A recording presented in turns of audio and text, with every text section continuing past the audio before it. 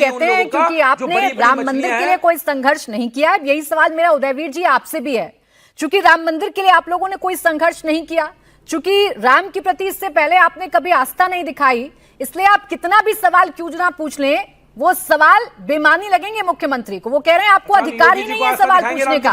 उदयवीर जी, हम ऐसी आस्था नहीं दिखा पाएंगे जहां हनुमान जी को नवीन के मुख्यमंत्री से सवाल कब पूछा? उदयवीर जी रुक जाए प्लीज, रुक जाए कुलदीप जी, रुक जाए। उदयवीर जी, हमने सवाल कब पूछा?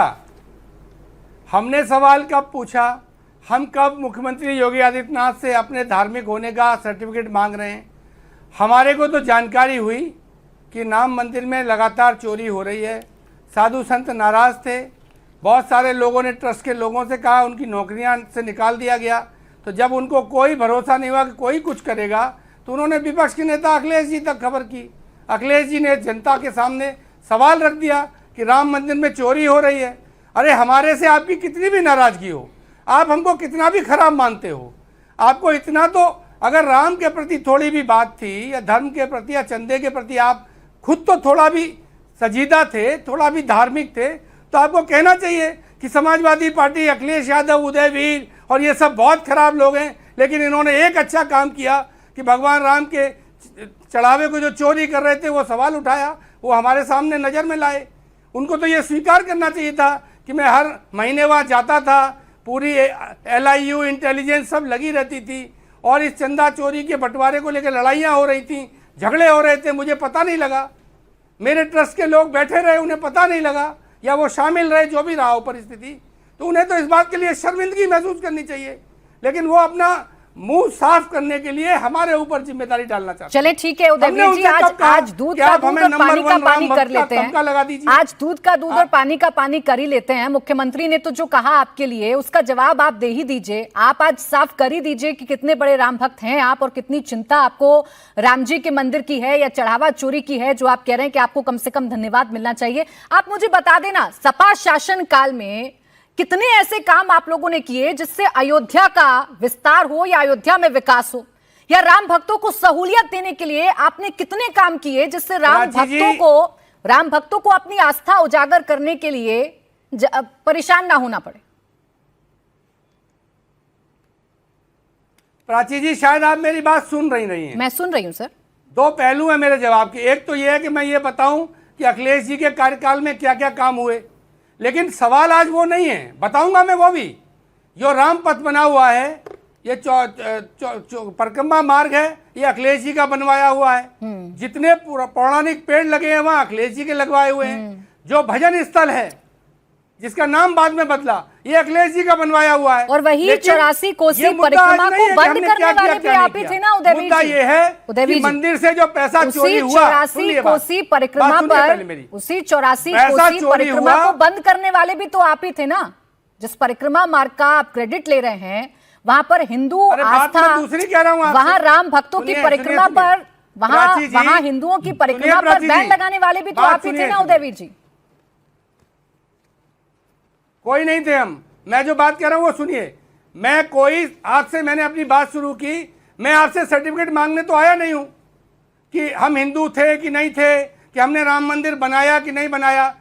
आप खुद मदद करने की कोशिश कर रही हैं। मुद्दा है राम मंदिर में पैसा चोरी होना, चोरों पे कार्रवाई करना, उनका संरक्षण करने वालों को पे कार्रवाई करना। देखिए, मैं आपको कोई सर्टिफिकेट नहीं दे रही हूँ। आपके शासनकाल में जो फैसले आपकी सरकारों ने लिए हैं, उन फैसलों के आधार पर आपसे सवाल पूछ रही हूँ। अब आपको ये लग रहा है कि मैं आपको सर्टिफिकेट दे रही हूँ, तो सर अपनी सरकारों में जो आपने फैसले लिए थे उस पर बात करिए ना। उसे जाकर आप देख लीजिए, उसको आप रिव्यू कर लीजिए। 84 कोसी परिक्रमा को रोकने का काम आपकी सरकारों में हुआ था कि नहीं हुआ था, डिनाई कर दीजिए मुझे। इन्हीं बातों को आधार बनाकर बीजेपी आपसे सवाल पूछती है, तो मैं आपको सर्टिफिकेट नहीं दे रही सर, और ना मैं आपको सर्टिफिकेट देने की कोई कोशिश भी कर रही हूँ। आपसे सवाल पूछा भारतीय जनता पार्टी ने, मुख्यमंत्री ने। आपकी राजनीतिक समझ पे हंसी आती है। सुधांशु त्रिवेदी जी, सर सुनिए, मेरी कोई राजनीतिक समझ है भी नहीं, और मुझे राजनीतिक समझ रखनी भी नहीं। आप राजनेता हैं, आप राजनीति करते हैं, आप अपनी राजनीतिक समझ को सुधारिए और अपने इतिहास को भी पढ़िए, ये ज्यादा बेहतर होगा। मैंने राम मंदिर पर बहस बुलाई है और आपके इतिहास पर भी बहस बुलाई है, मुख्यमंत्री के आरोपों पर बहस बुलाई है। आप थोड़ा रुक जाए सुधांशु जी। अभी दूध का दूध पानी का पानी करते हैं ना सर, आपकी नाराजगी को अभी दूर करवाती हूँ उनके वास्ते। सुधांशु त्रिवेदी जी, जब जब राम की बात विपक्ष करता है तो आप कहते हैं कि ये गिरगिट की तरह रंग बदलते हैं। ये राम की बात ना करें तो आप कहते हैं रामद्रोही हैं। विपक्ष करे तो करे क्या? देखिए, पहली बात तो यह है कि जो कुछ भी ये घटना हुई है अयोध्या में, ये बहुत दुखद है। ये हर हिंदू के हृदय को बहुत आघात करने वाली है और एक राम भक्त कार सेवक के रूप में तो बहुत मेरे हृदय को व्यक्तिगत पीड़ा देने वाली है। मैं तो बालक के रूप में अप्रैल 1987 में अयोध्या में मंदिर निर्माण के संकल्प की रैली में भी गया था और अप्रैल 1991 में दिल्ली में जो बोट क्लब पे रैली हुई थी विश्व हिंदू परिषद की, उसमें भी गया था। तो मेरे विचार से करोड़ों करोड़ों हिंदुओं और लाखों कार सेवकों के मन के ऊपर बहुत गहरा आघात है, परंतु हम बिल्कुल आश्वस्त हैं कि जो कुछ भी होगा हमारी सरकार यह सुनिश्चित करेगी कि जिसने यह कार्य किया है उनको दंड मिलेगा, कठोर दंड मिलेगा और राजदंड इस लोक में मिलेगा और धर्म दंड पर लोक में मिलेगा। क्योंकि राम का नाम कहने से पाप कटते हैं, पर राम के धाम में राम का नाम लेकर जो पाप किया जाएगा उसको तो विधाता भी नहीं मिटा सकते। मगर प्राची जी, मुझे याद आता, हम लोग जब बच्चे थे और राम मंदिर का आंदोलन चल रहा था तो एक नारा लगता था, जिस हिंदू का खून न खौला खून नहीं वो पानी है और जन्मभूमि के काम न आए वो बेकार जवानी है।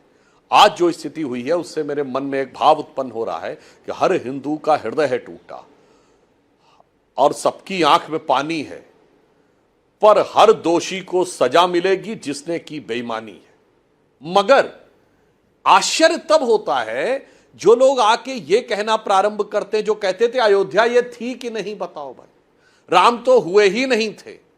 जो अभी ज्यादा पुरानी बात नहीं कह रहा हूं, अभी मात्र बंगाल चुनाव से पहले 4 मई से पहले मुर्शिदाबाद में बाबरी मस्जिद बन रही थी, उसका विरोध कौन कर रहा था? सिर्फ और सिर्फ भाजपा। और वहां खुल के अयोध्या का रेफरेंस दिया जा रहा था। जब वहां पूछा जा रहा था कि भाई मुर्शिदाबाद में बाबरी मस्जिद क्यों बनवा रहे हो, अगर बननी थी तो तुम्हें तो अयोध्या की बाबरी मस्जिद से करे, तो क्या कहा जा रहा था? वहां हम मेजॉरिटी में नहीं है, अयोध्या में, मुर्शिदाबाद में मेजॉरिटी में। ये सारे के सारे लोग मौन समर्थन दे रहे थे। ये वही लोग हैं, और मैं कहना चाहता हूं, आज जो लोग ये कहते हैं, जिन्होंने अयोध्या को अपमानित किया, जिन्होंने अयोध्या को कलंकित किया, जिन्होंने मजाक उड़ाया कि राजा दशरथ के महल में इतने कमरे रहे होंगे, बताओ भाई ये कहां पे हुए थे, यानी जिन्होंने अयोध्या को लांछित किया, जिन्होंने सरयू को रक्त रंजित किया, वो कहें कि आज चिंतित हैं, तो दर्शकों को समझ में आता चिंतित नहीं, मन में आनंदित है, क्योंकि इनका तो लक्ष्य है ना, इरेडिकेशन ऑफ सनातन धर्म।